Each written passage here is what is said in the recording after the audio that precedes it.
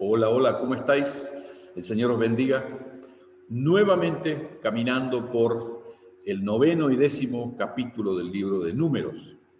En el capítulo 9 encontramos que la referencia que se hace es respecto a la Pascua. Y la Pascua tiene una total y plena identificación con la que se había celebrado unos cuantos meses antes, exactamente el mismo tipo de ritual que se había celebrado en Egipto, ahora se coloca como una ley para que el pueblo lo recuerde una y otra vez por generaciones para recordar esa salida extraordinaria que Dios le dio al pueblo de Israel en Egipto. Y notamos también en los primeros versículos ya la necesidad de pureza que viene a colación una y otra vez. Aquellos que habían tocado un cadáver y que estaban ritualmente impuros no podían participar de la Pascua. Entonces fueron a hablar con Moisés y le dijeron: Moisés, ¿y cómo hacemos nosotros con esto? Y Moisés hizo lo que debemos hacer siempre los pastores, cuando las personas nos preguntan algo, ¿sí? Recuerdo tiempo atrás un hermano en una conferencia en Bélgica me dice: pastor, ¿usted me podría decir qué criterio tiene respecto a...? Y yo le digo: para. Yo no puedo tener criterio, hijo. No puedo tener criterio, porque mi criterio está cautivo de lo que dice la Biblia. Yo no te puedo decir algo diferente de lo que dice la Biblia. Me puedo equivocar en mi interpretación, pero no puedo tener un criterio diferente de lo que dice la Escritura. Así que me vas a tener que perdonar, no sé qué es lo que me querías preguntar. No, mire, ya, en realidad ya me respondió. Ok, esa es la cuestión. Moisés, ¿qué hizo? Fue a hablar con el Señor y le explicó y le dijo: mira, Señor, esto es así, así, así. Y entonces Dios, mostrando una vez más su carácter misericordioso y lleno de gracia, le dice a Moisés: mira, haz excepciones para las personas que estén de esta manera, ¿sí? Indudablemente otorgó concesiones, ¿sí? Pero no toleraría, bajo ningún punto de vista, que alguien se negara a participar de la Pascua. Interesantísimo esto. ¿Por qué? Porque indudablemente esta enseñanza nos lleva a 1 Corintios capítulo 11, donde el apóstol Pablo habla de la Santa Cena.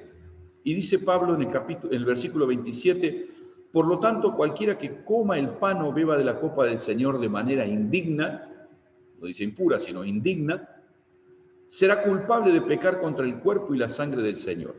Así que cada uno debe examinarse a sí mismo antes de comer el pan y la copa, y beber de la copa, porque el que come y bebe sin discernir el cuerpo de Cristo, condenación consume, bebe y come para sí. Por eso hay entre ustedes muchos débiles y enfermos, y algunos aún han muerto.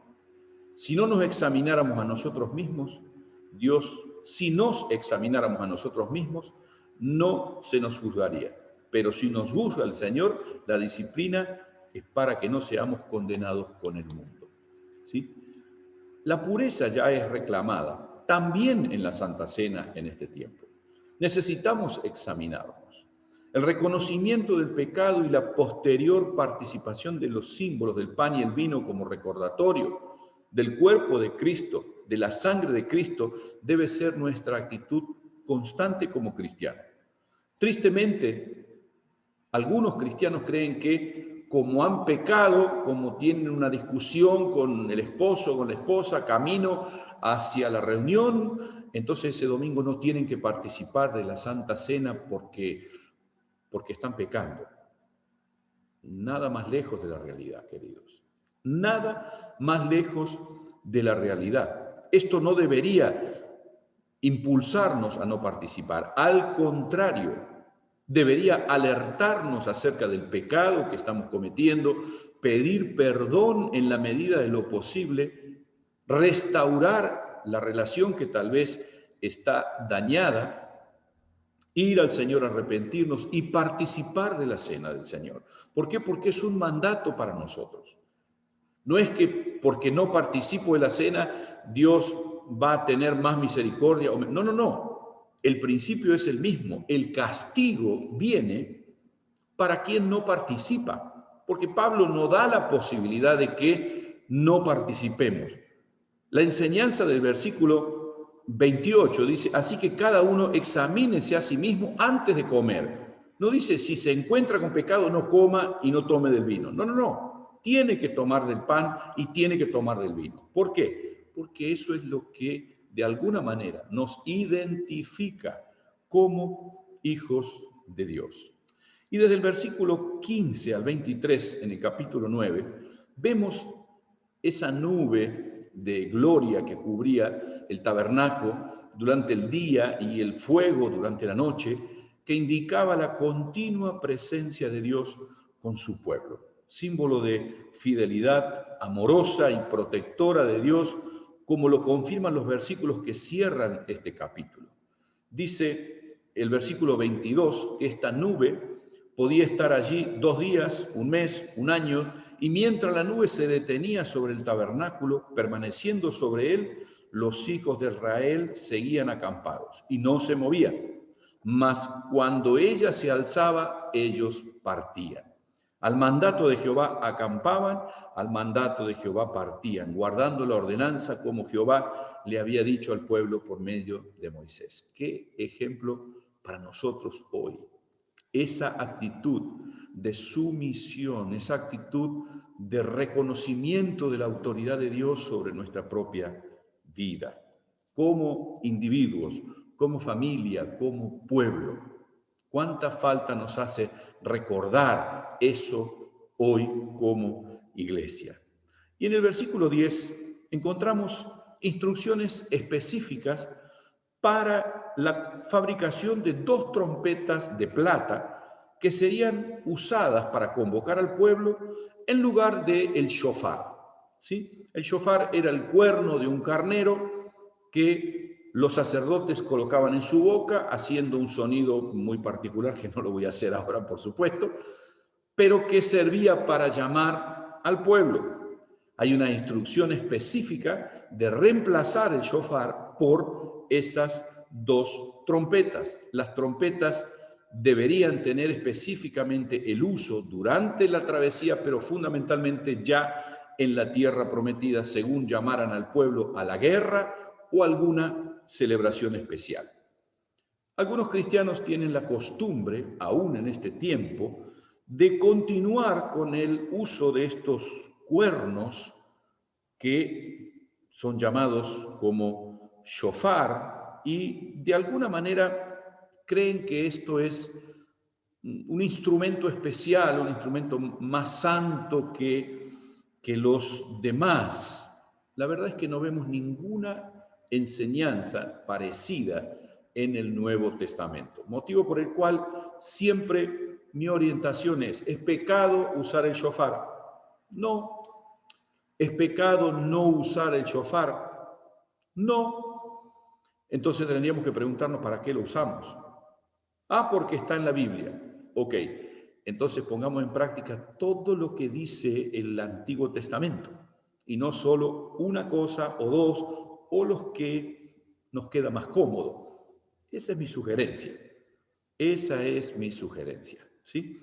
Ahora, Pablo, por ejemplo, utiliza en 1 Corintios 15, 52 la expresión de la trompeta que sonará al regreso de Cristo. ¿Sí? No dice el shofar, habla de la trompeta.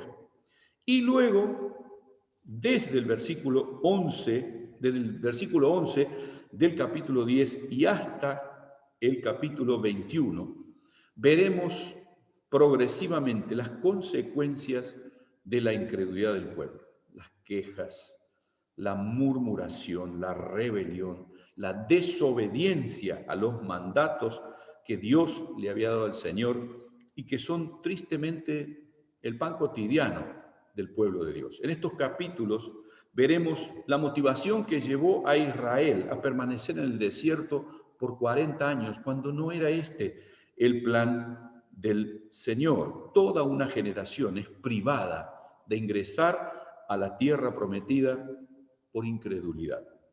Un tema recurrente es la continua intercesión de Moisés. El pueblo pecaba Y Moisés, en lugar de señalarles con el dedo, en lugar de intercedía por ellos. Que amo especialmente a Moisés, y realmente cuando leo las actitudes de Moisés, cuánto nos falta hoy en día para tener esa gracia, esa humildad que caracteriza a Moisés. Ante la ira de Dios por la incredulidad del pueblo y la paulatina muerte de los hebreos incrédulos, esta sección que vamos a comenzar a ver a partir del día de mañana, creo para mí, sin lugar a dudas, es uno de los mejores manuales del liderazgo que encuentro. Moisés encarna a Cristo en todas sus actitudes.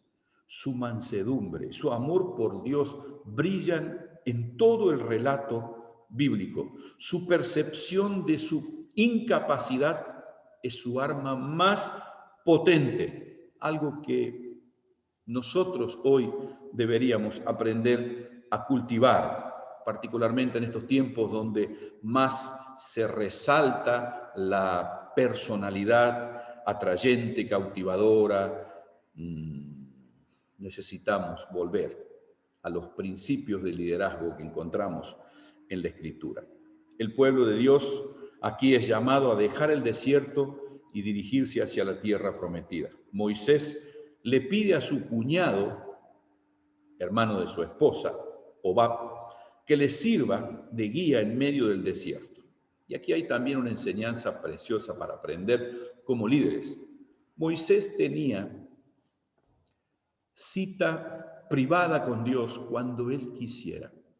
Mire, el sumo sacerdote podía entrar una vez al año al lugar santísimo. Moisés ni siquiera necesitaba ser llamado por Dios. Podía ir cuando quisiera a encontrarse con Dios. Y él podría haber dicho, ¿dónde vamos a ir en medio del desierto? ¿Qué es lo que tenemos que hacer? Ningún problema, no se preocupen. Yo le pregunto a Dios, Él me dice, y usted lo único que tiene que hacer es obedecerme a mí. Moisés sabía que él no tenía todas las respuestas. Y por eso le pide a su cuñado que lo acompañe. Su humildad le lleva a pedirle a este hombre que le acompañara en la travesía. Qué lección de humildad tan actual, tan necesaria, tan viva para estos días en los que de alguna manera creemos necesario que tenemos que destacar por nuestra sabiduría y avasallar a los que no saben y ser totalmente independientes. ¿Cuánta falta nos hace aprender de hombres como Moisés? Mañana seguimos con las dificultades que Moisés fue enfrentando en su liderazgo en estos 40 años en el desierto. Los espero el día de mañana. Que el Señor os bendiga. Hasta mañana.